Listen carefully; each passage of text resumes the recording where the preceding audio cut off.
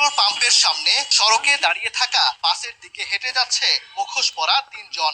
1 মিনিটের মধ্যে বাসটির সামনের অংশে আগুন ধরিয়ে সটকে পড়ে তারা। মুহূর্তেই ভস্মীভূত হয় পুরো গাড়িটি। মঙ্গলবার ভোররাতের এই ঘটনা ধরা পড়ে সিসি ক্যামেরায়। ময়মনসিংহের ফুলবাড়িয়ার ভালুকজান এলাকায় বাসে আগুন দেওয়ার ঘটনা ঘটে। এতে ঘুমন্ত অবস্থায় দগ্ধ হয়ে প্রাণ গেছে বাস চালক জুলহাসের।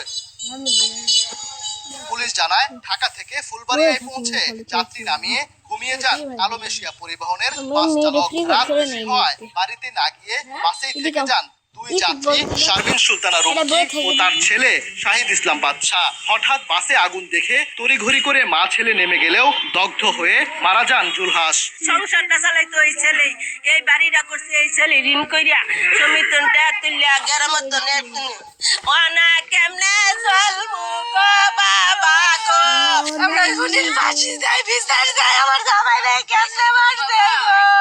আমরা আশা করব অতি দ্রুত ব্যবস্থা নেবে, তা না হলে এই ফুলবাড়িয়ার জনগণ এটা কোনোভাবেই এটা মেনে নেবে না। যে মারা গিয়েছে আমরা তার পরিবারের প্রতি সমবেদনা জ্ঞাপন করছি, সেই সাথে আমরা তাদের আর্থিক সহযোগিতার ব্যবস্থা করবো ইনশাআল্লাহ। বাসে অগ্নিসংযোগ ও চালকের মৃত্যুর ঘটনায় ক্ষুব্ধ সাধারণ মানুষ। পুলিশ বলছে জড়িতদের গ্রেফতারে কাজ করছে একাধিক টিম।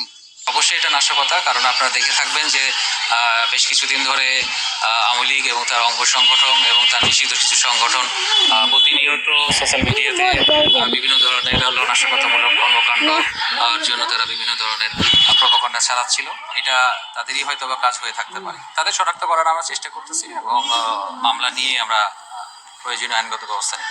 নিহত চালক জুলহাসের বাড়ি উপজেলার কৈয়ারচালা এলাকায়। তার সহকর্মীরা জানান, দীর্ঘদিন চালকের সহযোগীর কাজ করলেও 3 মাস ধরে বাসটি চালাচ্ছিলেন তিনি। ওবায়দুল হক, সময় সংবাদ, ময়মনসিংহ।